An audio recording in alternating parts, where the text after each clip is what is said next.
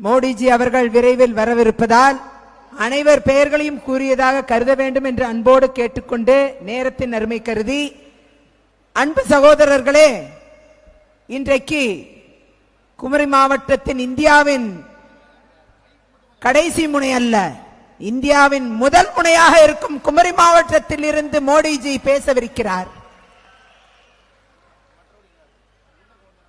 கன்னியாகுமரியிலிருந்து தான் காஷ்மீர் என்று சொல்வார்களே தவிர காஷ்மீரிலிருந்து கன்னியாகுமரி என்று சொல்வது இல்லை.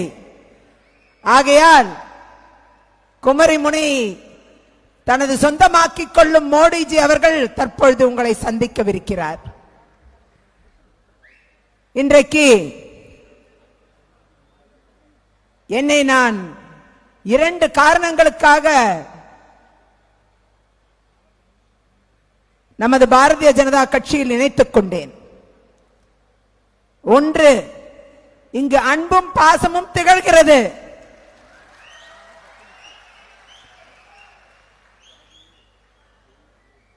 இது வேறு இடத்தில் பார்க்க முடியாது. அங்கு உருவ பொம்மைகள் தான் எரிக்கப்படும். உள்ளே இருக்கும் போதும் எரிப்பார்கள், வெளியிலே சென்றாலும் எரிப்பார்கள். இதுதான் அங்கு உள்ள நிலைமை. ஆனால் எங்கிருந்தாலும் தாய்மார்களை மதிக்கக்கூடிய இடத்தில் நீங்கள் இருக்கிறீர்கள். அதுதான் உங்கள் மகத்துவம். அதுபோன்று இன்றைக்கு பெண்களை மதிக்கக்கூடிய இடத்தில் பாரத பிரதமர் அவர்கள் இருக்கிறார்கள். இந்திய தேசத்தின் பெண்களை கரங்களை உயர்த்தி பிடிக்கும் இடத்தில் இன்று பாரதிய ஜனதா கட்சி இருந்து கொண்டிருக்கிறது என்பதற்கான பல்வேறு உதாரணங்களை அனைவரும் கோடிட்டு காண்பித்தார்கள். அதன் பகுதியாகத்தான் 1-2 திட்டங்களை மட்டும் உங்கள் நினைவுக்கு கூற விரும்புகிறேன். முத்ரா திட்டம், 69% பெண்கள் தமிழ்நாட்டில் பயனடைந்திருக்கிறார்கள். தொழில் முனைவோர் 81% பெண்களாக இருக்கிறார்கள் தமிழ்நாட்டில் பயனடைந்தவர்கள். இதையெல்லாம் இல்லை என்று திராவிட கட்சிகள் மேம்போக்காக சொல்லிக் கொண்டு போகிறார்கள். நம்மிடம் டேட்டா உள்ளது. டேட்டா அது உள்ளது, தரவு உள்ளது. மக்களை இவர்கள் ஏமாற்ற முடியாது. பிரிவினைவாதத்தை உண்டு பண்ணி மக்களை ஏமாற்றுகிறார்கள். அதை நாம் மக்களிடம் பேச வேண்டும். அவ்வாறாக இன்றைக்கு ஆட்சியில் இருக்கும் திராவிட கட்சி எல்லாரை விட அதிகமா பணம் வாங்கி இருக்கிறாங்க எலக்ட்ரல் பாண்ட்ல. அதுவும் கொஞ்ச வருஷமே ஆட்சியில் இருந்து. இதுதான் தகவல். ஸ்டேட் பேங்க் கொடுத்திருக்க தகவல்ல முதல்ல வெளிவந்தது இதுதான். எல்லாரை விட அதிகமா காசு வாங்கியிருக்காங்க. வருஷம் 3 வருஷம் தான் ஆட்சியில் இருந்திருக்க, 3 வருஷம் முடியல. பல ஆண்டு காலம் ஆட்சியில் இருந்த கட்சிகள் எல்லாம் தாண்டிட்டாங்க. அதான் மகத்துவம். ஆனா குற்றம் சொல்றது என்னமோ ரொம்ப புண்ணியவான்கள் மாதிரி, தூய்மைவாதிகள் மாதிரி பேசுவாங்க. இன்னைக்கு பாருங்க, நம்முடைய தலைவர் அண்ணாமலை அவர்கள் ட்ரக் கார்டலை எக்ஸ்போஸ் பண்ணாங்க. போதைப் பொருள் தலை விரித்து ஆடுகிறது தமிழகத்தில். சிறுமிகள் கொல்லப்படுகிறார்கள். இந்த போதை பழக்கத்தின் காரணமாக நிறைய இளைஞர்கள் பாதிக்கப்பட்டிருக்கிறார்கள். இதைதான் அவர் கூறினார். தாய்மார்களே, குழந்தைகளே, ஜாக்கிரதையாக இருங்கள் என்று நம்முடைய மாநில தலைவர் திரு அண்ணாமலை அவர்கள் கூறினார்கள். பாரத பிரதமர் அவர்கள் தெள்ள தெளிவாக அந்த கருத்தை கூறினார்கள்.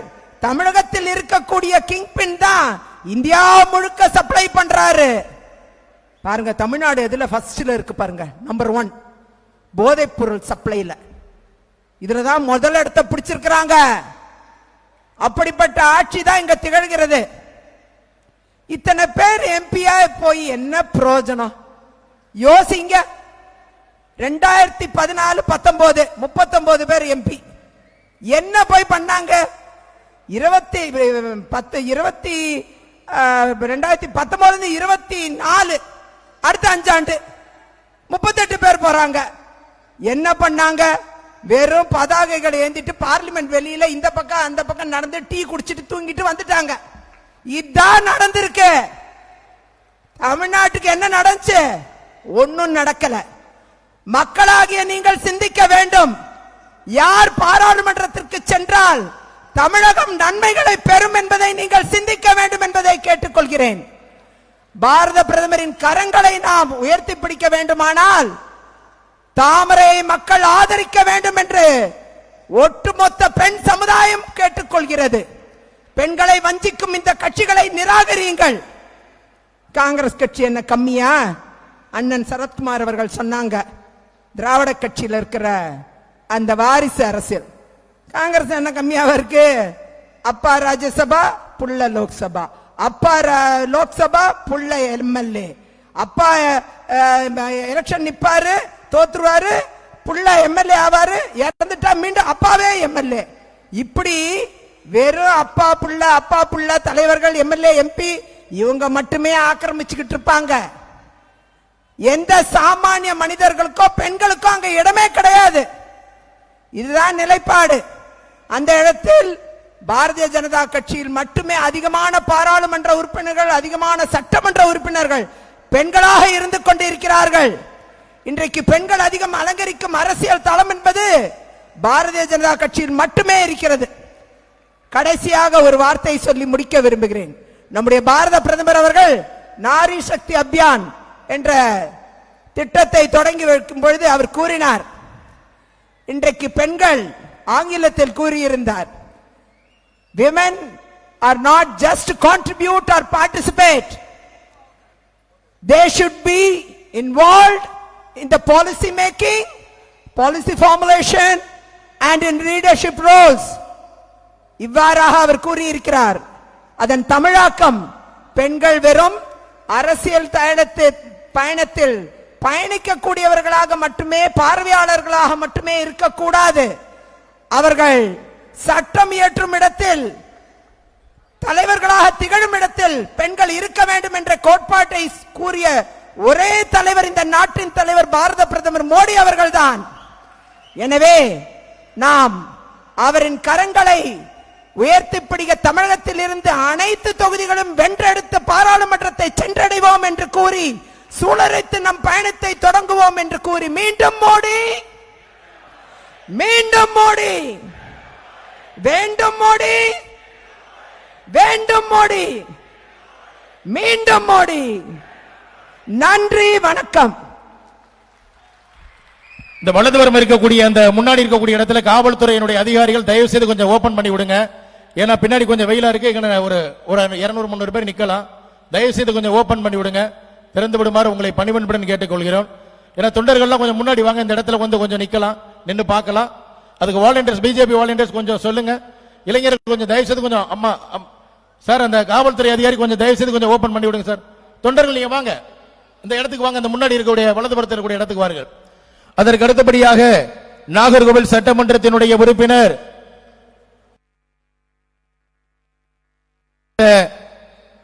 காந்தி அண்ணாச்சி சட்டமன்ற உறுப்பினர் அவர்களை உங்களிடத்தில் எழுச்சுரையாற்ற வருமாறு அன்புடன் அழைக்கிறேன்.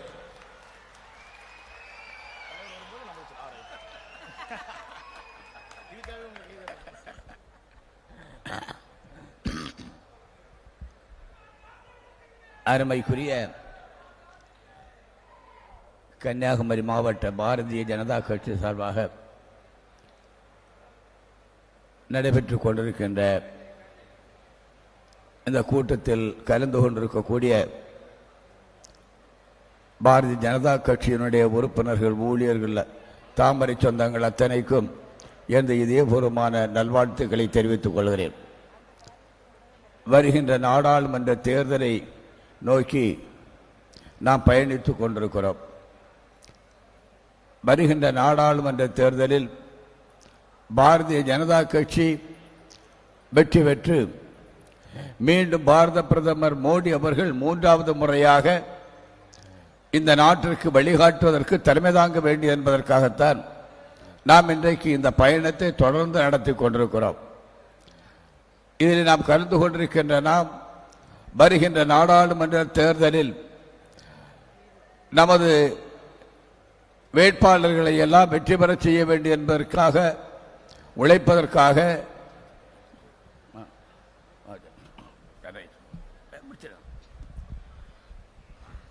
நமது பாரத பிரதமர் அவர்கள் தற்பொழுது இங்கே வருகை புரிந்து விட்டார்கள். உங்களுடைய உற்சாகமான கூக்குரல், உங்களுடைய உற்சாகமான எழுச்சி வரக்கூடிய காலகட்டத்தில் கன்னியாகுமரி பாராளுமன்றம் நிச்சயமாக பாரதிய ஜனதா கட்சியினுடைய கையில் தான் கிடைக்கும் என்று சொல்லும் அளவிற்கு இருக்க வேண்டும். பாரத் மாதா கி, பாரத் மாதா கி, பாரத் மாதா கி. ஜெய் ஸ்ரீராம், ஜெய் ஸ்ரீராம், ஜெய் ஸ்ரீராம். வெற்றிவேல், வெற்றிவேல், வீரவேல், வீரவேல். வேண்டும் மோடி, வேண்டும் மோடி, வேண்டும் மோடி, வேண்டும் மோடி. பாரத் மாதா கி, பாரத் மாதா கி. பாரதிய ஜனதா கட்சி, பாரதிய ஜனதா கட்சி, நமது பிரதமர் நரேந்திர மோடி, நல்லாட்சி நாயகன் நரேந்திர மோடி, நல்லாட்சி நாயகன் நரேந்திர மோடி, உலக நாடுகளின் ஒப்பற்ற தலைவர் நரேந்திர மோடி, இந்தியாவின் எதிர்காலம் நரேந்திர மோடி, இந்தியாவின் எதிர்காலம் நரேந்திர மோடி, ஏழைகளின் பங்காளன் நரேந்திர மோடி, நலத்திட்டங்களின் நாயகன் நரேந்திர மோடி. பாரத் மாதா கி, பாரத் மாதா கி. வெற்றி வெற்றி வெற்றி வேல், வெற்றி வெற்றி வெற்றி வேல். வீர வீர வீரவேல், வீர வீர வீரவேல். பாரத் மாதா கி, பாரத் மாதா கி, பாரத் மாதா கி. வந்தே வந்தே